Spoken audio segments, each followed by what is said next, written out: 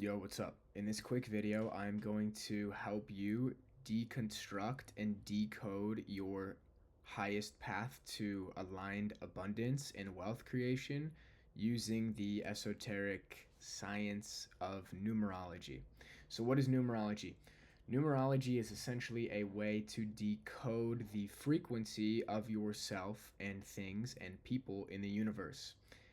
Now, how do you actually find your numerology life path? It's very simple. You add up all the numbers in your birthday. So, if your birthday is November 28th, 2000, let's just say, it's not mine, but it's just a random example, it would be 11. So, it's 1 plus 1, 2, plus 2, 4, plus 8, 12, plus 2, 14, 1 plus 4, 5. So I'm a 5, but that's not actually my birthday. It's just coincidence. Coincidence. Um, if you are December 3rd, 1998, it would go 1 plus 2, 3, 3 plus 3, 6, plus 1, 7, plus 9, 16, plus 9, 25, plus 8, 33. So that would be a master number, so you wouldn't reduce it. So if your calculation adds up to 11, 22, 33, or 44, you don't reduce it. Anything else that ends up as 14, 18, 28, 25, you would add those numbers up. So 25, 2 plus 5, 7, 28, 2 plus 8, 10, 1 plus 0, 1. So that's your core life path number. It's how the soul evolves over the course of the lifetime. You also have a secondary number, which is the day that you're born on. So if you are November 28th, like I said, your secondary number would be from the number 28. 2 plus 8, 10, 1 plus 0, 1. So in that scenario, you would be a 5/1, adventurer/leader. I also want to make this point. I'm not denominationally Christian, but I do follow the teachings of Jesus, and I study the Bible. The Bible says it warns against worshiping false gods or false idols.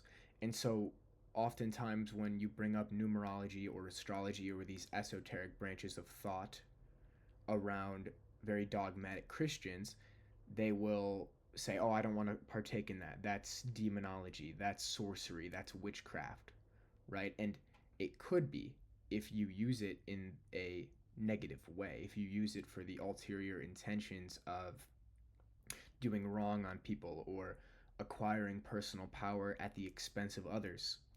However, the nuance that I believe and that I've looked into is these things are all tools. They're all maps, right? It's like you don't have to worship the map as the one God, as numerology is God. No, it's a tool that can help us see and decode God through a new lens of understanding. Same with astrology, same with human design, same with tarot, same with any esoteric, occult, mystical branch of thought. So I just want to put that out there. Um, what's the first commandment in the Bible? Don't worship any false gods. It's not to be worshipped, numerology. It's meant to be, from my perspective, observed. Observed and analyzed to note patterns that help you connect to Christ consciousness, that help you connect to and live by the one true God. So that's the disclaimer. So now let's get into the life paths. So for each life path, I'm going to give a few words or thoughts on that life path's path to abundance, path to unlock abundance. And I'll give some examples of each number if they come to mind for people that exemplify that 1 or that 5 or whatever it is. So we'll start with 1.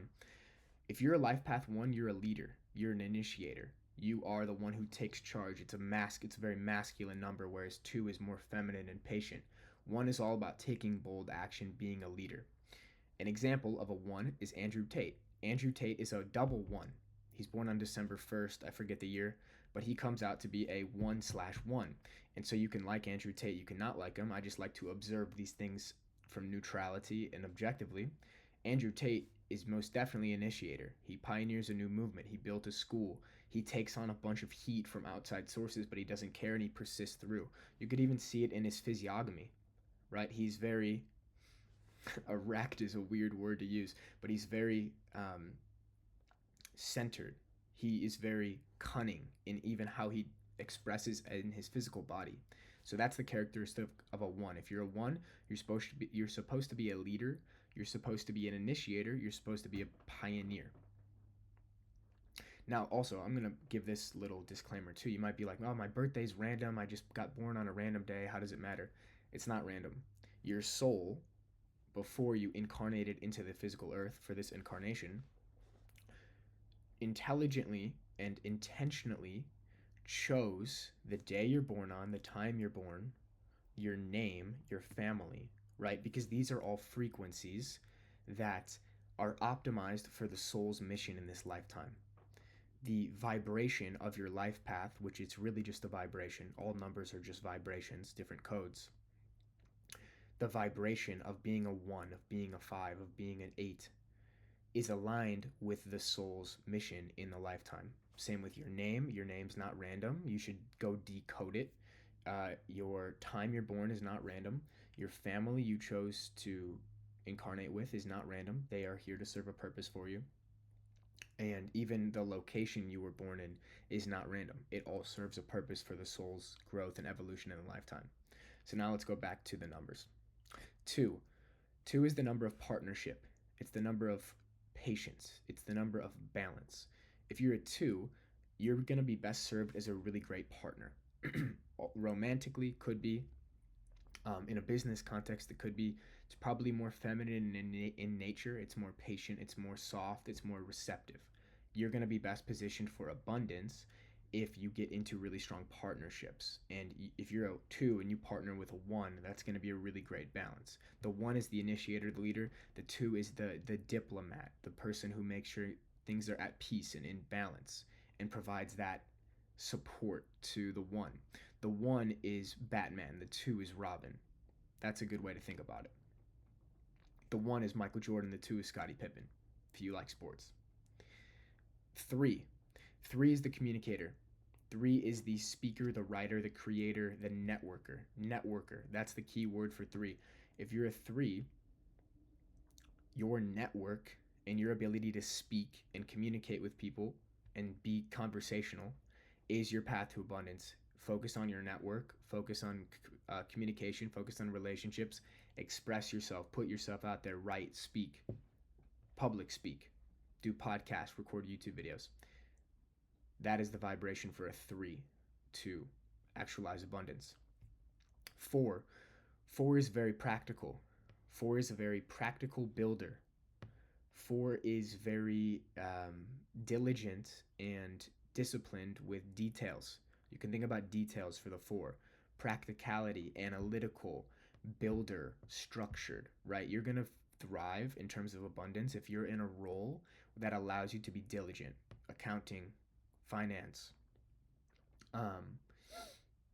engineering, coding. These are things that require a lot of discipline and a lot of analytical thought and analytical actions. That's going to be best for you as a 4. 5, the highest expression for 5 is very adventurous, creative, exploratory, philosophical. Alan Watts is a 5. Just as one example. There's a ton of other musicians that are 5s. I think Beyonce is a 5. I was looking into this the other day because I'm curious to understand myself better through these people. The 5, you're probably going to be changing a lot through your life too, because 5 is the transitionary number, 1 through 4, and then 6 through 9. There's 4 numbers on each side. 5 is in the middle. 5 is the transition. And so you're going to go through a lot of transitions and changes in your life. Don't fight them. That's your highest expression. The challenge for a 5 is becoming ungrounded, unbalanced, too much in the frequency without ever grounding themselves. That can be a shadow frequency of the 5. But exploring, traveling, writing, creating, coming up with new ideas, being a visionary. That's how 5 is going to manifest in the highest expression. Also, music is going to be big for 5 too. Any type of way you can express your unique frequency, that's how it's going to come through. It can come through in music, writing, building. It can come through, but it has to be something that's creative and unique and exploratory and expansive. You're also probably really interested in sexual dynamics too if you're a 5. That's another topic. 6. 6 is all about family. 6 is about responsibility, nurturance, caretaking. If you're a 6 in a business context, you're going to be like the parent of that company in a way. You're going to be somebody that really wants to serve and take responsibility. 6 is really the vibration of family. If you're a 6, family life is probably really important to you. So if you could think about how can I make my business feel like more like a family from the heart, that's going to be really good for a 6. 7 is very mystical, introspective, spiritual, sometimes a hermit, sometimes isolated. Now, from a business context, that's maybe not ideal, but if you can tune into that frequency and embody it fully, you can become that person who is just building in solitude in his room all day, right? Tapped into mystical perception, understanding how to work with spiritual reality, and basically being a hermit in your room that can go build something, create something, write something that spreads massively. But it's probably going to be done in more solitude. Solitude is really good for you if you're a 7 because that's just the vibration of 7. 8. 8 is the powerhouse. 8 is probably the most rich people in the world. 8 and 1 are the best codes for making money. If you're an 8, you're a powerhouse. And you just have a magnetic aura. You have a very strong will as well. And so if you're an 8, money making is most definitely in your life path. It's not something to be avoided. It's not something to be demonized. It's not something to be diminished.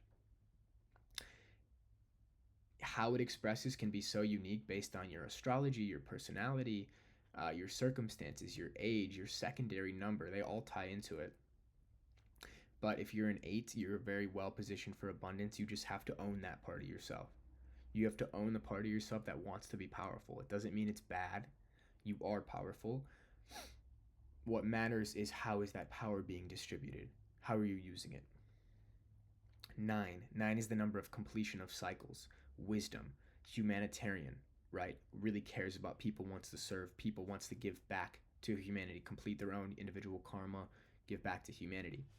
If you're a 9, the more you can focus on serving humanity, the more abundant you're going to be. Now the master numbers.